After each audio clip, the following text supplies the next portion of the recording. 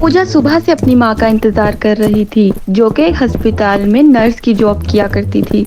क्या माँ, सुबह से मैं भूखी बैठी हूँ क्योंकि आज मुझे आपके हाथ की चिकन बिरयानी खानी थी और आज आप इतनी लेट आई हैं। अरे पूजा, वो जरा मरीज ज्यादा थे, इस वजह से थोड़ी देरी हो गई बेटा, मैं अभी बनाती हूँ। पूजा की माँ बहुत दयालु थी, वो घर में फ्री में औरतों का इलाज भी कर दिया करती थी। इसी तरह वक्त गुजरता चला गया और पूजा की माँ अब बुढ़ापे की वजह से हॉस्पिटल नहीं जा पा रही थी। वो बहुत बीमार हो गई थी और बिस्तर पे आ गई थी। उसने पूजा को भी नर्स का कोर्स करवाया हुआ था, इसलिए अपनी माँ की देखभाल पूजा ही कर रही थी। लेकिन बुढ़ापे की वजह से वो ज्यादा देर जिंदा नहीं रह पाई और बहुत जल्द ही पूजा को अकेला छोड़ के इस दुनिया से वो चले गई। इसी तरह वक्त गुजरता गया। अब पूजा अकेली रहा करती थी। एक दिन उसके घर के बाहर एक औरत जो कि लंगड़ाती हुई चल के आ रही थी। ऐसा लग रहा था उसके पाँव पे कोई चोट लगी है। यहाँ पे एक बुरी औरत रहा करती है ना, जो लोगों का इलाज करती है। मेरे पाँव में न जाने क्या चोट लगी है और मैं घर भी नहीं जा पा रही और मेरे पास पैसे भी नहीं है।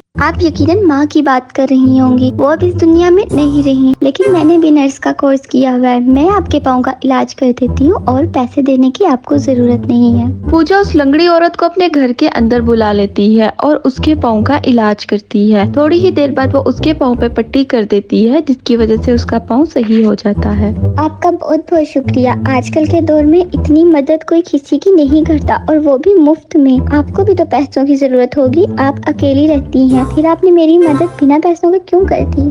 माँ ने मुझे हमेशा सिखाया था कि अगर किसी के पास पैसे नहीं है तो उसकी मुफ्त में मदद कर दो।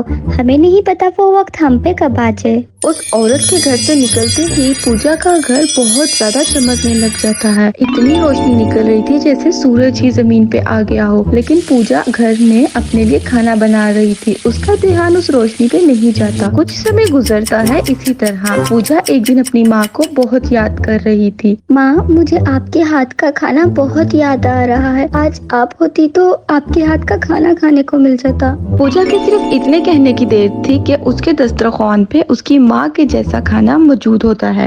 अभी वो ये देखकर हैरान ही हो रही होती है कि उसके दरवाजे पे कोई खटखटाता है। जब वो बाहर आके देखती है तो वो लंगड़ी औरत वहाँ पे खड़ी होती है, जिसका पाँव बिल्कुल ठीक होता है। अभी पूजा ये सब देख ही रही थी कि वो औरत एक खूबसूरत परी में बदल जाती है। उस परी के लंबे खूबसूरत बाल होते हैं जो कि सुनहरे रंग के थे। ऐसा लग रहा था जैसे सोने के बाल हो। साथ ही साथ उसकी नीली आंखें थी जो झील के जैसी थी।